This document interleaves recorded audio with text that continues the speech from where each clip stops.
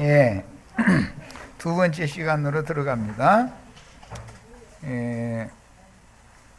민수기 35장이나 신명기 19장은 우리 지체들 여기 인용한 것을 그냥 나는 여기서 다 읽지 않은 시간이 많이 걸리니까 여호수아 21장의 서두만 읽고 말았는데 도피성 율법을 알아야 돼요. 요단 2편에서 세성읍, 요단 저편에서 세성읍의 도피성을 만들어서 그걸로 빨리 도망갈 수 있도록 3구로 나누면서 길을 잘 닦아 놓도록 돼 있죠. 그런데 그 길 닦는 역할을 하러 오신 분이 예수님이잖아요. 예수 안에 예수님이 도피성이에요. 주님이 몸된 교회가 지금 도피성으로 우리 형제 자매님들이 여기에 피신 와 있는 거예요. 여기서 대제사장이신 주님 앞에 보호를 받는 거예요. 온 땅에 모든 교회들이 있다 보니까 대제사장은 예시적으로 도피성을 순회를 했었던 거예요. 무슨 말인지 아시겠죠? 자, 그 다음에 이제 11절 이하의 말씀을 더 나갑니다. 유대교의 제사의식에서 대제사장은 속죄제물로 드리려고 짐승의 피를 지성소에 가지고 들어가고 그 몸은 속죄제에 드려질 숫송아지, 붉은 송아지 몸은 진영 밖에서 태워버립니다. 그랬는데 이 말씀에 대해서도 민수기 19장 1절부터 10절까지를 찾아 읽겠습니다. 시간이 걸려도 읽고 민수기입니다. 다른 구절, 인용한 구절도 다 찾아 읽으셔야 돼. 레위기나 출애굽기도. 우리 지체들은 민수기 19장 붉은 소를 진영 밖에서 죽여가지고 그 피는 지성소에 속죄절 절기 제사법이야. 이거는 가지고 들어가고 소의 똥까지 그 소 전체를 진영 밖에서 태우는 거예요. 예수님이 예루살렘 성 밖으로 십자가 지고 가서 죽임당하는 이치를 지금 설명하는 거예요, 사실은. 그 하나님이 받으시는 속죄절 절기 제물이 예수님을 상징한 거잖아요. 자, 10절부터 봅니다. 암송아지의 죄를 거둔 자도 자기의 옷을 빨 것이며 저녁까지 부정하리라. 이는 이스라엘 자손과 그 중에 거류하는 외인에게 영원한 율례니라. 사람의 시체를 만진 자는 이래 동안 부정하리니 그는 셋째 날과 일곱째 날에 잿물로 자신을 정결케 할 것이라. 그러니까 암송아지를 진 밖에서 불살러 가지고 그 재를 갖다가 흐르는 물에 섞어서 잿물을 만들어서 뿌려주는 거예요. 이제 히브리서에 보면 해석이 나와 있죠. 물과 피와 잿물을 뿌리는 예법을 행했다. 그러나 그걸로 모든 죄들이 다 소멸된 건 아니다 이랬죠. 매년 이걸 반복을 해야 된다는 뜻은 죄가 안 없어졌다는 뜻이잖아요. 그런데 예수께서 자기 자신을 한 속죄 제물로 단번에 드려서 모든 죄들을 다 속죄시켜 놨다. 이게 복음이죠. 예. 자, 예, 여기까지 읽습니다. 10절에서부터 1절에서 10절까지 읽습니다. 이제 지금부터는 1절에서 10절까지를 자세하게 읽어보는 거예요. 여호와께서 모세와 아론에게 말씀하여 이르시되 여호와께서 명령하시는 법의 율례를 이제 이르노니 이스라엘 자손에게 일러서 온전하여 흠이 없고 아직 멍에 매지 아니한 붉은 암송아지, 예수님을 상징하는 거예요. 를 내게로 끌어오게 하고 너는 그것을 제사장 엘르아살에게 줄 것이요 그는 그것을 진영 밖으로 끌어내라. 진 밖으로 끌어내라 그랬죠. 이 말을 이제 민수기의 저 앞부분에서부터 전체를 다 알아야 되는데, 이스라엘 백성, 출애굽한 이스라엘 백성은 광야에서 사흘길씩을 가서 진을 다시 그 진을 쳐야 되는데, 반드시 사흘길씩을 가서 불기둥과 구름 기둥이 머물러 있던 장소에 진을 쳐야죠. 그곳에 회막을 설치하고 이스라엘 12지파가 거하는 회막을 마주대하여 진을 치는데, 이 민수기에 보면은 행군 대형이 나오고 유진 대형이 나와요. 유진, 이게 진이 머무를 동안에는 어떤 방식으로 이게 진을 쳐야 된다라는 규정이 있어요. 그런데 그 진영의 밖으로 끌고 나가야 된다 이런 말이에요. 지금 자, 이것은 좀 쉽게 적용을 해드리자면, 성당이나 예배당에 우리 형제 자매님들은 머무르시면 안 되고, 그곳에서 나와서 그 영과 신부가 말씀하시는 그곳으로, 큰 음료에게서 진영 밖으로 나오는 거예요. 큰 음료의 진영 밖으로 나와서 별도로 하나님이 지시한 진영을 세워야 되는 얘기예요. 그냥 굉장히 어렵지만 이해가 있으셔야 돼. 우리가 왜 이런 생활을 해야 되는지는 구약의 율법이 이렇게 돼 있고 예수님과 사도들이 그런 실행을 했으니까 그 영을 받은 우리는 당연히 이런 신앙생활을 해야 되는 거예요. 성경을 다 응하게 해야 되는 거예요.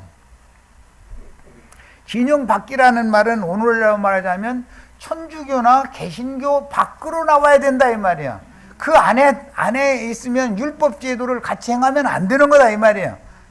이해되셨죠?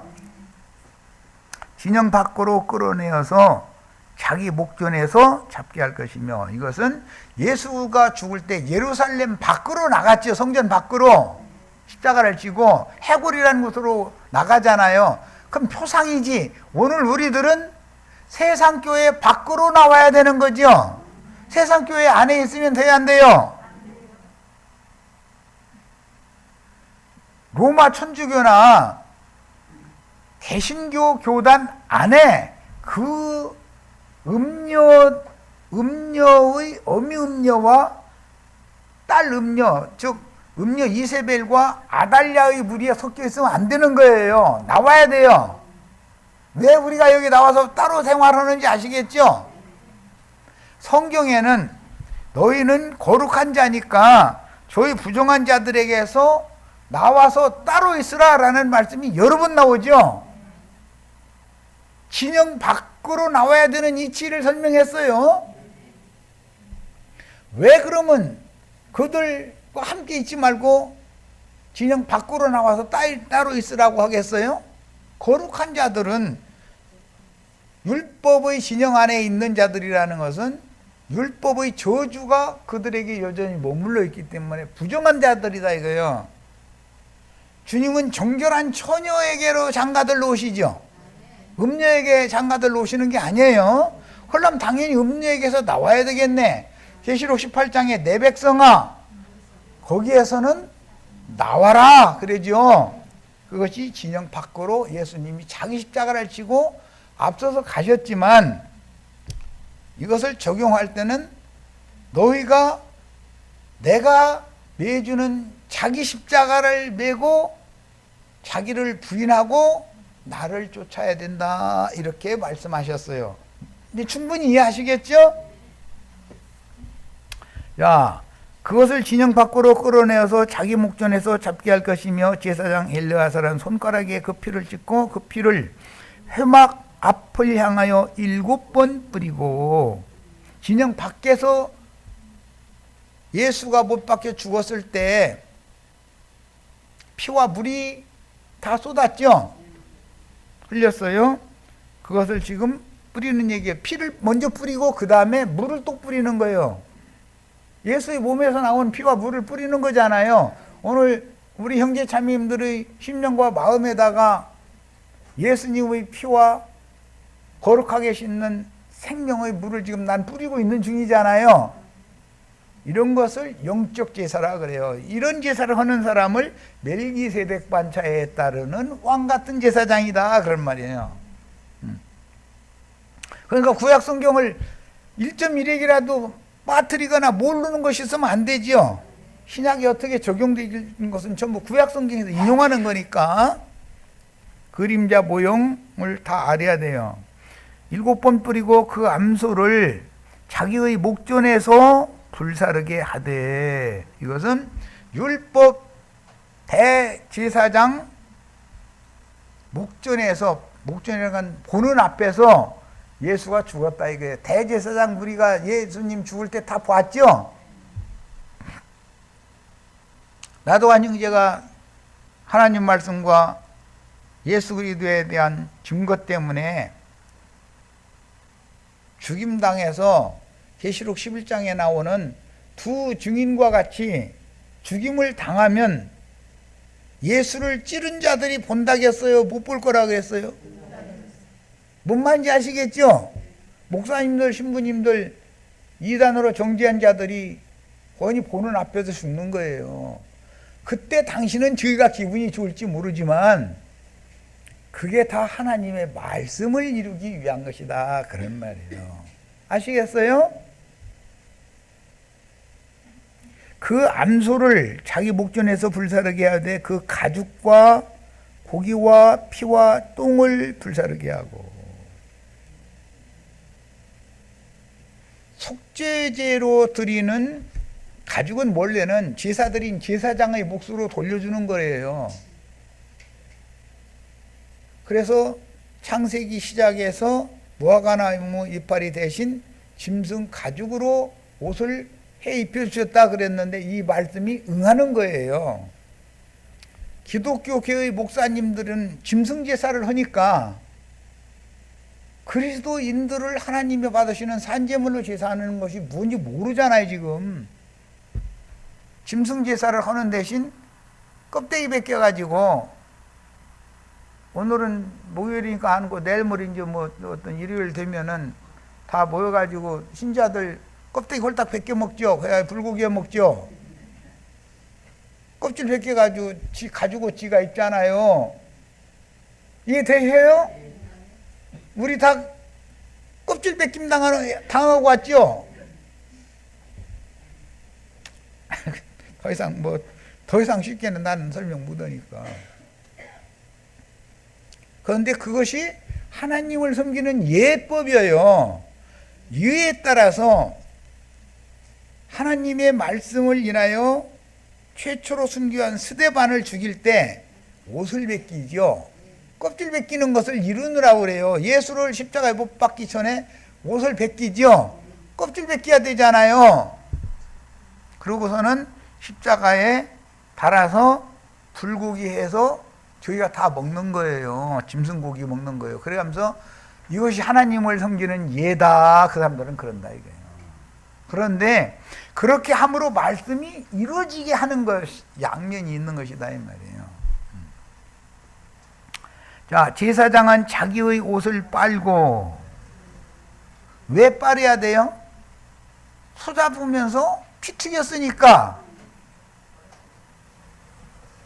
홍의를 입고 에돔에서 올라오는 자, 그는 누구냐? 이사야 선지자가 그런 시가의 말씀을 했었죠.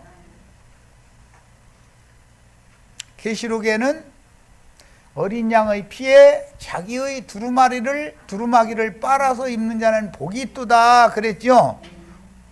우리 형제 자매님들은 이런 신앙생활을 하는 것 자체가 어린 양의 피에 형제 자매님들의 겉옷을 쓴 의로운 행실이다 이거예요.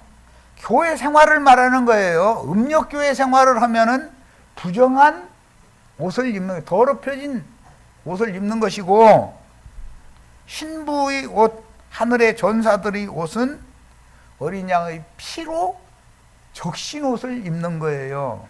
그게 희고 고운 세마포가 되는 거죠. 얼룩지고 누더기지고 헌 옷 홀딱 벗겨가지고서 푹푹 삶아가지고 빨래방망이로 두들겨 패면 난리죠. 나도 형님 이걸 다 당해봐서 알아. 이게 무엇을 의미하는 말이었는지를 알아. 이런 것이 무슨 소리인가 못 알아들으면 이 사람은 강대상에서 설교하면 안 되는 거죠. 안 되는 거예요. 자, 그 다음에 제사장은 자기 옷을 빨고 물로 몸을 씻은 후에 진영에 들어갈 것이라. 그는 저녁까지 부정하리라. 유진된 이스라엘 진영에 들어갈 때 붉은 소 잡은 제사장도 저녁까지 부정해요. 저녁이 되면 아침이 되는 첫째 날이라 할 때 새날이 시작될 때는 진영에 들어가는 것은 율법을 지키려고 그렇게 하는 거예요. 그런데 천사를 통해서 모세에게 주신 율법을 듣고도 스데반을 죽였던 그 제사장 무리들이 어겼어요? 율법을 잘 지키고 있어요? 이걸 알아야 돼. 목사님들이 우리는 말씀대로 한다고 다 그렇게 가르쳐요. 심지어 이만희 장길자도 우리는 말씀대로 가르친다고 그래요. 그런데 이런 거 물어보면은 그런 건 별로 중요하지 않다 또 잃어버리더만 또. 아니 이보다 더 중요한 게 어디가 있습니까? 송아지를 불사른 자도 자기 옷을 빨고 물로 그 몸을 씻어라. 제자들이 주님이 가르쳐 주시는 말씀으로 목욕을 했었죠. 왜 목욕을 해야 돼요? 부정을 씻어내야 되니까 그런 거잖아요. 그도 저녁까지 부정하리라. 이에 정결한 자가 암송아지의 죄를 거두어 진영 밖 정결한 곳에 둘지니. 진영의 밖이라는 것이 예수님 십자가에 못 박히신 해골이라는 곳이죠. 거긴 거룩한 처소요. 번제단에서 제물이 계속 태워지기 때문에 불똥으로 태워진 숯도 재가 되어지고 제물도 재가 되어지고 해서 아래에 떨어지면은 재 담는 부삽 그릇이 있어요.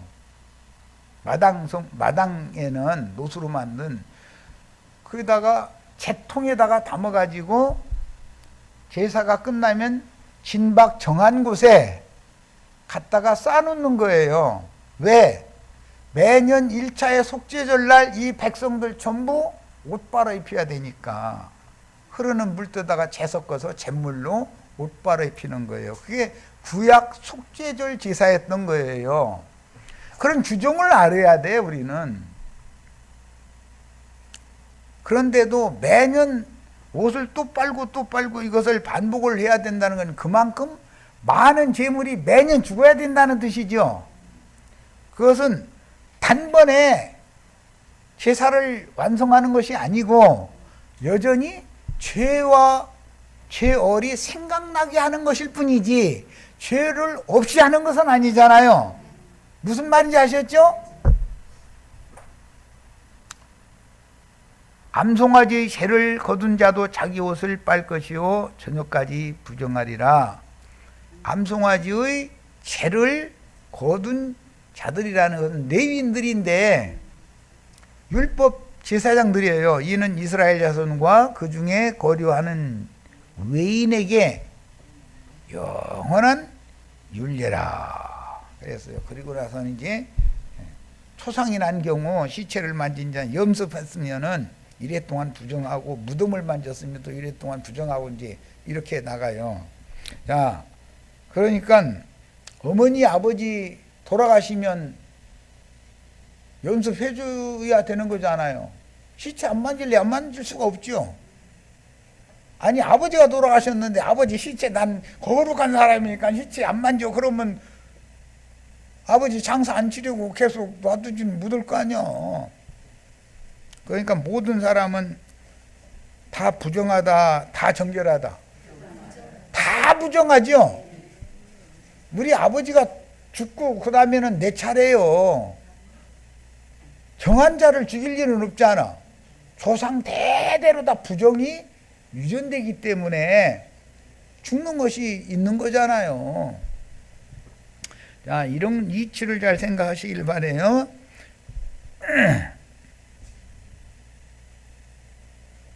이제 유대교의 이제 자료로 갑니다. 유대교의 제사 의식에서 대제사장은 속죄물로 드리려고 짐승의 피를, 즉 붉은 소의 피를 지성소로 가지고 들어가고, 이건 속죄절날의 단 한 번 제사죠. 그 몸은 진영 밖에서 태워버립니다. 그래서 이게 민수기 19장에서 읽었어요. 지금 예수님의 구속을 구약성경에 예언으로 해놓은 말이죠. 예수님은 이미 이걸 다 이루어가지고 다시는 제사 드릴 필요가 있어요, 없어요? 예, 다시는 제사를 할 필요가 없어요. 율법 제사한 필요가 없는 거죠. 그때마다 심령과 마음으로 예수 그리스도를 믿음의 제물을 드리는 제사가 필요하죠. 매번 짐승을 또 끌어다가 죽이고 이럴 필요가 없는 거예요. 예수님이 한 번 죽음으로 모든 제사가 완성이 됐기 때문에 우리는 믿음의 제사를 드리는 거예요. 그러므로 예수께서도 자기의 피로 백성을 거룩하게 하시려고 성문 밖에서 고난을 받으셨다. 이 성문 밖에서라는 건 예루살렘 성문 밖에서 고난 받으신 거죠.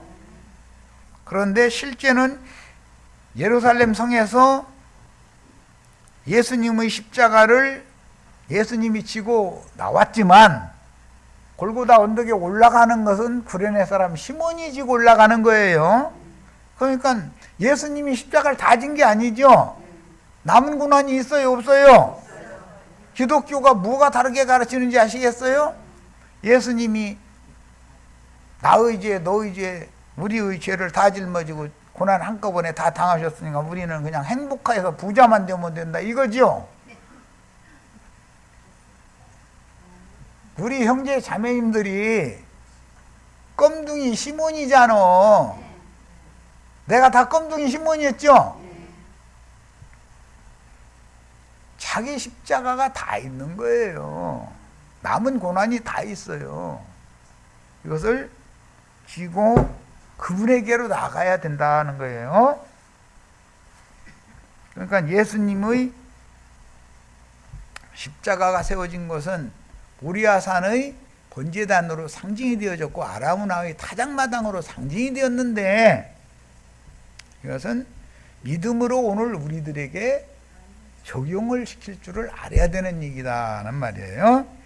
자, 그러므로 우리도 진영 밖으로 나가서, 우리도라는 건 계시록 11장에서는 두 증인들이 진영 밖에서 죽임을 당했죠. 그런데 그 두 증인들이 죽임당하는 곳이 저희 주님이 죽임당한 곳이라잖아요. 기독교계라는 그 체제 안에 있으면 돼요, 안 돼요? 진영 밖으로 자기 십자가를 지고 나와서 죽어서 그 피의 양이 채워져야 되는 거다, 이 말이요. 사실 우리에게는 진영 밖으로 나가 그에게로 나가서 그가 겪으신 치욕을 우리가 짊어집시다 그랬어요. 치욕을 짊어지는 것은 목사님들한테 율법 잘 지키는 사람들, 자칭 의롭다고 자부하는 사람들한테 옷벗김을 당해봐야 된다, 이 말이죠. 그런데 뭐 나야 뭐 남자니까 벗겨봐봤자 그렇지만은 자매님들 또 옷을 홀딱 벗기면 좀 그렇잖아. 그런데 목사들은 그렇게 한다 이거야. 강대상에서 어떻게 옷 벗기는지는 아시겠죠? 11조 때 먹은 도둑놈, 헌금 이것도 안 냈으니까 도둑놈, 날마다 옷 벗기느라고 아주 옷 벗기고 채찍을 후려치느라고 아무것도 못해요. 바빠 아주. 가리움을 받아야 돼요? 벗겨짐을 당해야 돼요? 예, 옷 벗기는 자들이 있고 가려주는 자가 있죠. 나도와 형제는 그 짐승제사 하는 아저씨들이 옷 벗겨가지고 후려쳐가지고 사방에 상처짜리 다 있는 사람 다 불러다가서 날마다 고약이요 뭐냐요? 그거 발라주고 날마다 연고 발라주고, 예, 연고 발라주고 목낫게 얻느라고 계란 갖다 막 문질을 하고 막 하고 막 이거 다 바빠. 나는 또 그 사람들 바쁜 만큼 나는 나대로 바빠 또. 다 알아들으시겠죠? 뭔 얘기인지. 가려주심을 받고 덮임을 받는 것이 은혜지요. 율법제사장은 정죄하고 죽이는 일만 한다 이거예요. 옷을 벗기고 후려치는 일만 하는 거예요. 상징이다 그게. 자, 사실 우리에게는 이 땅 위에 영원한 도시가 없고, 이 땅 위에는 우리 영은 영원한 고통에 앉혀졌지만 육의 장막을 입고 이 땅에 사는 동안은 영이 앉혀져 있는 영원한 신의 도성 위에 있는 예루살렘 한 성에 우리의 혼과 우리의 신령한 몸까지도 거기에 참여하기 위해서, 즉 몸의 구속을 받는 날까지 이 땅에서 연단과 시험을 예수님이 십자가를 지고 골고다 언덕 위에 올라가서 옷벗김 당하고 죽임당한 다음에 창으로 찔림당하고 이런 모든 것을 우리가 다 당해야 된다 이런 말이에요. 우리가 그래야 나의 혼의 구원이 이루어지기 때문에 그러는 거예요. 영만 구원받아가지고 우리 혼이 구원받는 과정이 없을 것 같으면 교회 생활에 우리를 남겨놓을 필요가 없는 거죠. 데려가 버리면 되는 건데 왜 놔두셨느냐? 그리스도의 고난에 참여하라고. 그렇게 그리스도의 고난에 참여함으로 말미암아 순종하는 것을 배워야 된다. 순종을 가르치는 게 이제 구약 성경 길들인다 이러는데, 멍에 맨 적이 없는 송아지가 길들임 받느라고 얼마나 수고를 많이 하느냐 이거예요. 나는 어린 송아지 어릴 때 그거 길들이는데 그냥 끌고 다녀봐서 잘 알아. 나중에 길 잘 들여 놓으면은 곧장 갈죠. 오 하면 딱 쓰고 이리야 하면 가고, 이만큼 가서 어디 가면 우우 하면은 이렇게 돌아서라 라는 말이 다 알아들어. 통해. 쟁기 잡은다고 소하고 통해. 말 안 들으면 후려쳐버리고. 그런데 말 안 듣지는 않죠. 이제 길들임을 당할 때가 진짜 힘들죠. 사람도 힘들고 송아지도 힘들고. 그 길들임 받는 것이 이렇게 중요한 거예요. 우리는 그러므로 이런 일이 생겨도 저런 일이 생겨도 하나님께 찬미 제사를 드려야죠. 감사하고 찬양하고. 주님, 이게 주님의 일이면 당신이 원하시는 대로, 당신이 선히 여기시는 대로 나를 이끌어 가시라고. 난 순종이 지금 덜 되고 있는데 속에서 부글부글 끓고 이러는데, 그런 가운데에서 찬미의 제사를 드린다는 건 여간 순종을 배운 사람이 아니고는 어려운 거죠. 그래서 난 이 구절 때문에 아내나 자식들하고 뭐 문제가 있어도 주님 말씀이 그러니까 여기를 읽어. 일부러 뻔히 아는 구절이요. 이걸 내가 모르는 게 아니요.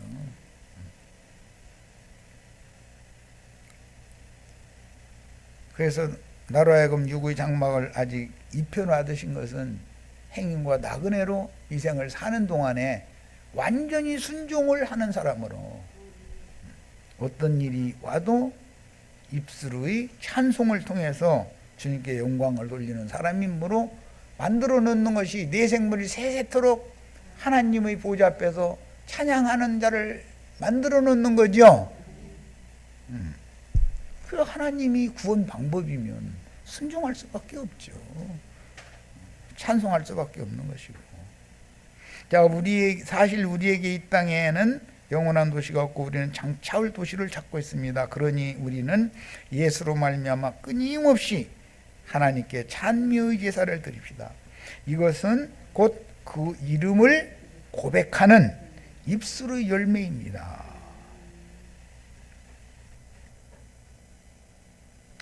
어떤 상황이 와도 찬미의 제사를 잘 드린다라는 뜻은 순종, 길들임을 당한다라는 뜻이에요. 그것은 혼의 구원을 이룬다는 것과 같은 거예요. 그동안 이로부터 오는 초소로 덧입혀지는 건 당연한 거죠. 자, 선을 행함과 가진 것을 나눠주기를 소홀히 하지 마십시오. 이게 굉장히 어려운 말인데 하나님께서는 이런 제사를 기뻐하십니다. 그러면 만약에 문자대로 선을 행하고 나눠주는 것이 문자대로라면 돈 없는 사람은 구원도 못 받아. 이제 뭐 나눠줄 것이 있어야 뭐 어떻게 해보지. 그런데 우리 형제 자매님들은 나눠줄 것 풍성하죠. 진짜 다 부자들이죠. 본문에서 말하는 선행이란 주님과 복음을 위해서 순교자가 되는 것을 선한 행실이라고 말한, 성경에서 내가 무엇을 행하여야, 무슨 선을 행하여야 영생을 얻겠습니까? 물어봤을 때 네가 왜 나를 선하다 그러느냐 해가면서 율법을 다 지켰다고 그러니까 오히려 네게 부족한 것이 한 가지가 있는데, 너 많이 가지고 있지. 그거 다 팔아서 가난한 자한테 주고 너는 나를 따라와. 그럼 하늘에서 보아가 너한테 쏟아 부어질 거야. 그러니까 근심하면서 갔대잖아요. 우리 형제 자매님들 근심하면서 가는 일이 없기를 바라요. 어려운 처지의 지체들에게 손을 펴는 것을 배워야 된다 이거예요. 남에게 그 대신 모든 어려움을 당하는 지체랄지라도 남에게 누를 끼치지 않는 것을 또 배워야 돼요. 양면이 있는 거예요. 우리 형제 자매님들은 많이 주신 것을 나눌 줄을 알아야 되지만 또 가난에 시달림을 당하는 어떤 지체들은 어떤 부한 형제의 뒷주머니 바라보고 그런 짓을 절대 하면 안 된다 이거예요. 내심으로 어떻게든지 해서 살아나가야 된다 이거예요. 남에게 누를 끼치면 안 되는 거죠. 육신적으로도 그렇게 해야 되는 것처럼 우리 형제 자매님들은 손을 편다라는 것이 세상의 먹고 사는 것만을 위해서 손을 펴서는 안 되죠. 그건 세상 사람들도 다 하니까 뭐 적십자사라든지 뭐 이런 걸 통해서 하잖아요. 꼭 그것만을 말하는 거겠느냐 이거예요. 너는 많은 물에다가 떡을 던져라. 그러면 차후 시간이 지난 다음에 되찾을 때가 올 것이다 그랬어요. 그러면 물에다가 떡 던지면은 그게 한강에다 떡 갖다 막 던지면 고스레 하면은 부자 된다 그 말일 거냐 말이야. 음녀가 앉은 많은 물은 열국과 백성과 민족과 족속과 방언과 임금들이라고 그랬는데 그들한테 가서 주의 말씀을 전하라 이런 말이지. 그러면 지금은 힘들지만 어느 땐가는 내가 전한 말씀을 거두는 때가 온다는 거예요. 자, 마태복음 7장 21절로 27절 읽겠습니다.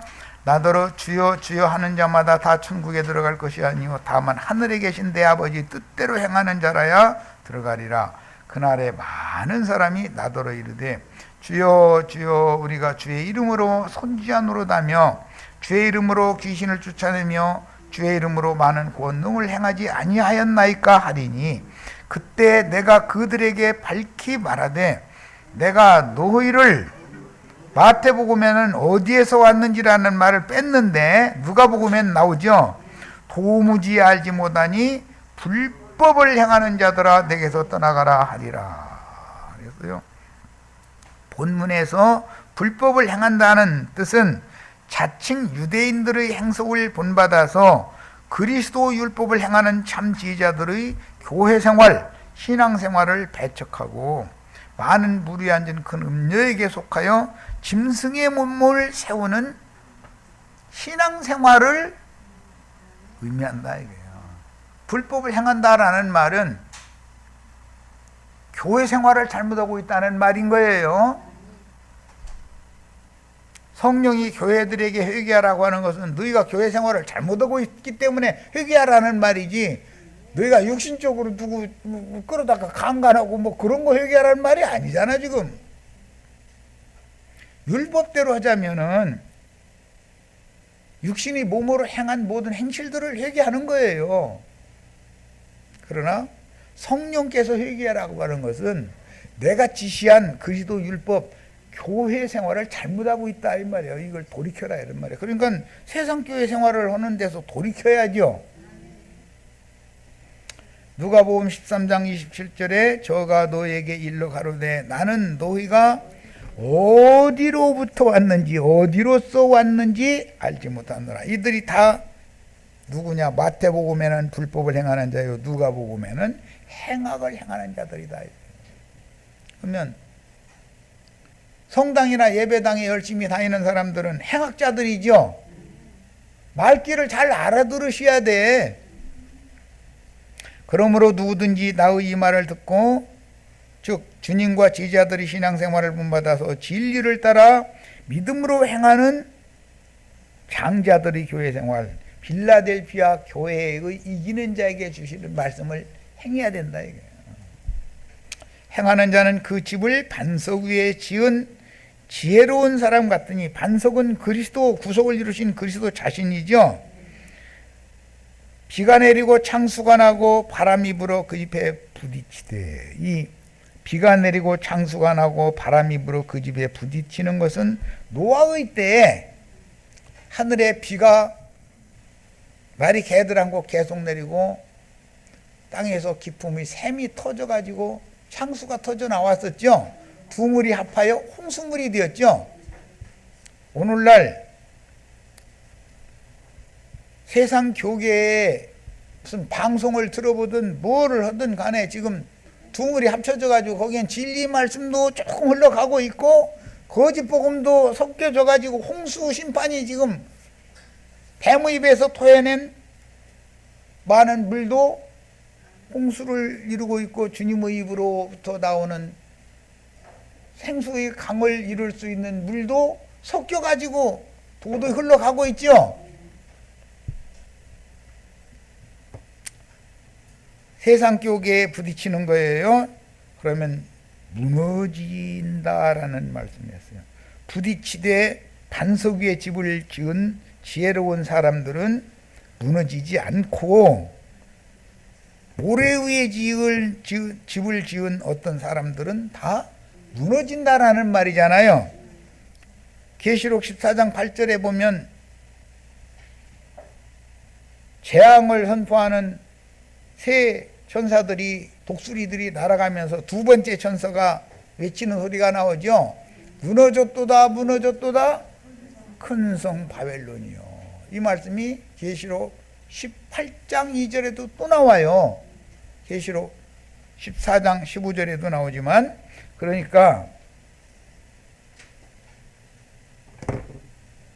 영적으로도 무너진 것일 뿐 아니라 실제적으로도 지금 세상 교회가 무너지고 있죠. 전광훈 목사님, 황교안 장로님, 주옥순이 권사님 다니시던 예배당 다 무너지고 있잖아요. 다 보고 있죠. 욕 바가지로 얻어먹는 거예요. 그 사람들 때문에 전도의 문이 막혀요, 하늘 문이 열려요. 사람들이 나 차라리 절간으로 가, 성당에 간다 이러지 그 사람들 예배당에 안 가요. 그것은 뭐예요? 끝날이 닫고 왔다는 뜻이잖아요. 나는 뭐 정치인이 아니기 때문에 정치적으로 뭐냐를 지금 말하는 게 아니에요.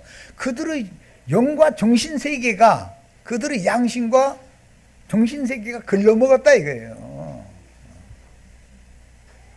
그런 것은 왜 그러냐면은 꾸불꾸불한 뱀이 그 심령과 마음을 지배하고 있는 중이다. 혼이 보이잖아요. 어떻게 틀어졌고 어떻게 꼬아져 있는지. 하는 말마다 뒤틀리는 말만 하고 틀어진 말만 하고 꼬인 말만 하잖아요. 남 해코 지어낸 말, 이런 말만 간사하게 거짓말 그냥 지어내가지고 버뜨리고 앉았고 이지도고 있잖아요. 나의 이 말을 듣고 행하지 아니하는 자는 그 집을 모래 위에 지은 어리석은 사람 같으리니 그 사람들은 반드시 무너짐이 심하게 된다. 그랬어요. 요한복음 20장 19절로 22절까지 읽고 마치겠습니다. 이날 곧 안식 후 첫날 저녁 때에 제자들이 유대인들을 두려워하여 모인 곳의 문을 늘 닫았더니 예수께서 오사 가운데 서서 이르시되 너희에게 평강이 있을지어다. 이 말씀을 하시고 손과 옆구리를 보이시니 제자들이 주를 보고 기뻐하더라. 예수께서 또 이르시되 너에게 평강이 있을지어다. 아버지께서 나를 보내신 것 같이 나도 너희를 보내노라. 이 말씀을 하시고 그들을 향하사 숨을 내쉬며 이르시되 성령을 받으라. 이 숨을 받으면 이 숨은 끊어지지 않는 숨이죠. 창세기 2장에서 2장 17절에서 여호와의 숨을 받은 그 숨은 끊어지는 날이 오잖아요. 길게 살아도 930년, 969년, 즉 1000년을 넘기지를 못했어요. 그 숨은. 그러나 예수 그리스도의 구속을 이루신 예수 그리스도의 성령을 받으면 영원히 끊어지지 않는 숨이다. 이 숨은 구약 성경에서는 초실절 율법을 응한 거였어요. 나중에 40일 지나고 나서 제자들에게 40일 동안 데리고 다니시면서 그 부활이요 그 생명이신 그리스도의 부활, 그리스도의 생명에 대해서 가르치고 승천하신 후에 열흘이 더 지나서 오순절 때는 치천사들과 함께 주님이 재림하셨죠. 자, 계시록 10장 7절로 11절 읽습니다.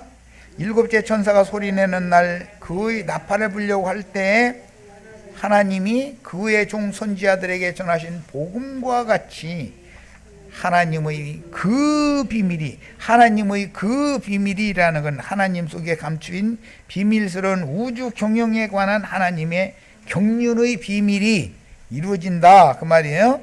하늘에서 나서 내게 들리던 음성이 또 내게 말하여 이르되 네가 가서 바다와 땅을 밟고 서 있는 이 천사는 힘센 천사죠. 열린 작은 책의 말씀을 인봉하지 않은 말씀을 주는 천사죠.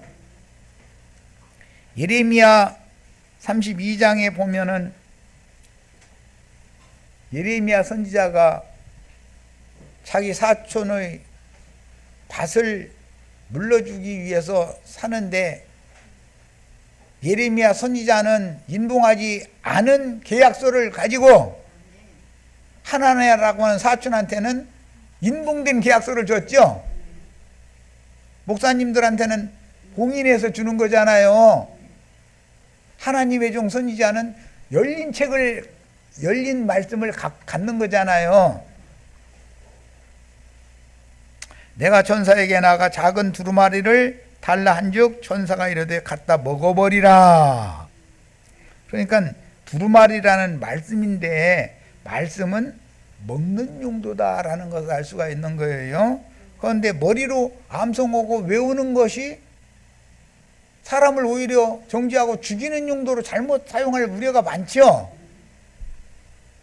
소화를 시켜야 돼. 말씀을 먹고. 네 배에는 쓰나 네 입에는 꿀같이 달리라 하거늘 내가 천사의 손에서 작은 두루마리를 갖다 먹어버리니 먹어야 돼. 우리 형제 자매님들도 내 입에는 꿀같이 다나 먹은 후에 내 배에서는 쓰더라. 이건 소화를 하기는 쉽지 않다. 말씀을 영과 생명의 말씀을 듣는 것은 굉장히 기쁨으로 맛있게 듣는 거예요. 그런데 말씀이 육신이 되는 과정 말씀을 인하여 그 말씀을 이루기 위해서 환난이나 박해를 겪어야 되기 때문에 그건 쉬운 일이 아니다라는 거예요. 자, 그 다음에 그가 내게 말하기를 내가 많은 백성과 음력 앉은 무리이지요. 지금 이게 나라와 방언과 임금에게 다시 예언하여야 하리라. 우리는 지금 작은 책의 말씀을 먹고 소화시켜 가지고 성당 예배당 열심히 다니는 분들한테 전도해야죠. 그러면 그들은 우린 예수 믿는데 저 사람들은 세상에 나가서는 전도도 하지 않고 우리한테 왜 전도하려고 하냐 이래. 그런데 그건 앞서서 이만희 장길자 박명호가 써먹어 가지고 나 참 신기한 일이요. 혹시 이만희 집단 아니요 이래버려. 자, 많은 물에 대해서 설명이 있는 그 구절까지만 계시록 17장 15절까지만 읽겠습니다. 예레미야 51장에서 이게 인용하는 말인데 많은 물, 음력 앉은 많은 물은 바벨론 성벽을 향하여 깃발을 세우고 튼튼히 지키며 파수꾼을 세우며 복병을 매복시켜서 방비하라. 이는 여호와께서 바벨론 주민이 많은 물들이죠. 대하여 말씀하신 대로 계획하시고 행하심이로다. 많은 물가에 살면서 바벨론 교회에 속해 있다 이 말이죠. 음력 교회에 속해 있는 거예요. 재물이 많은 자요. 재물이 많다는 건 세상적으로 부자일 뿐 아니라 성경 줄이라 읽은 사람들이다 이 말이죠. 부자 청년 뭔 말인지 아시겠죠 지금? 상고들이 치부한 부자들이잖아요. 계시록 18장에 의하면 네 재물의 한계 곧 네 끝이 왔도다. 성경 줄이나 읽은 것 오해한 그 말씀 때문에 멸망의 날이 왔다 지금 그 말이에요. 계시록 14장 6절 보면은 땅에 거하는 자들 곧 모든 민족 종족 방언 백성들과 임금들에게 이 말씀을 계시록 말씀을 예레미야서 51장 말씀을 인용했고 나중에 계시록 18장 2절에서 무너졌도다 큰 성 바벨론이요 또 나오죠. 큰 물가에 사는 바벨론 주민으로 상징되는 세상 교계의 신자들은 큰 성 바벨론은 많은 물이 앉은 그 음료잖아요. 세상 신이 지배하는 더러운 귀신 들린 자들의 불법 행위를 향하는 종교 집단이지요 지금. 계시록 17장 1절 또 7 대접을 가진 7 천사 중 하나가 와서 내게 말하여 이르되 이리로 오라. 많은 물, 이것은 예레미야 51장에서 인용한 거예요. 많은 물가에 사는 것이 바벨론 백성들이었었죠. 주민들이었었죠. 많은 물 위에 앉은 큰 음녀가 받을 심판을 네게 보이리라. 반모섬의 요한에게 이런 걸 보여주는 거예요. 믿음의 눈으로 이걸 받아야 되는 거죠. 17장 15절 또 천사가 내게 말하되 네가 본 바 음녀가 앉아있는 그게 많은 물이죠. 바벨론 주민들을 상징한 말이에요. 그러니까 구약성경 예레미야서에서 인용할 때는 바벨론 주민들 보고 한 말이잖아요. 그게 많은 물이라고 돼 있잖아요. 백성과 무리와 열국과 방언들이다. 이렇게 해서 예레미야 51장 12절로 13절에서 신약성경이 인용하고 있다. 그래서 신약성경을 해석을 하려면 구약성경을 몰라도 돼요? 알아야 돼요? 네, 여기까지 해서 마칩니다.